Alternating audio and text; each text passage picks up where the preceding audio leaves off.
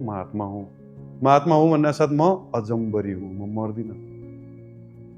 हैन? हेर्नुहोस् न मेरो लाइफको स्प्यान के भयो अब? अनन्तकाल, न सुरु छ, न अन्त छ। त्यो सुरु र अन्त नभएको लाइफलाई यसो हेर्दाखेरि अहिलेको जीवन कत्रो देख्छ? यत्रो देख्छ, यत्रो। यत्रो सानो देख्छ कि यत्रो जीवन छ। अनि यत्रो जीवनमा मेरो दुःखलाई कत्रो देख्छ? चिम्टी जत्रो मात्र देख्छ कि। अनि त्यो चिम्टी जत्रो दुःख यसो हेऱ्यो, जा भयो। हैन? तर अहिले यो स्पिरिचुअल ज्ञान नभएपछि ठ्याक्कै उल्टो भएको छ। लाइफ कहाँ यत्रो छ र? छैन। लाइफ इति मात्रै छ। अनि इतिलाई नै सबै चिज मानेको छ। अनि इतिमा त्यो सबै त्यो होइन, यो एउटा सानो लाइफलाई सबै मानेको छ। अनि त्यो सबै मानेको एउटा दुःखको क्षण आयो भने त्यो दुःखको क्षण पनि बाबा कत्रो ठुलो। मलाई जस्तो दुःख कसलाई पनि भएको छैन। अब के गर्ने?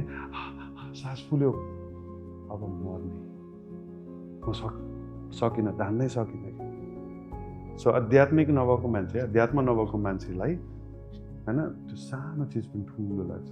आध्यात्मिक भएको मान्छेलाई, अध्यात्म भएको मान्छेलाई ठुलो चिज पनि सानो लाग्छ। That's the difference.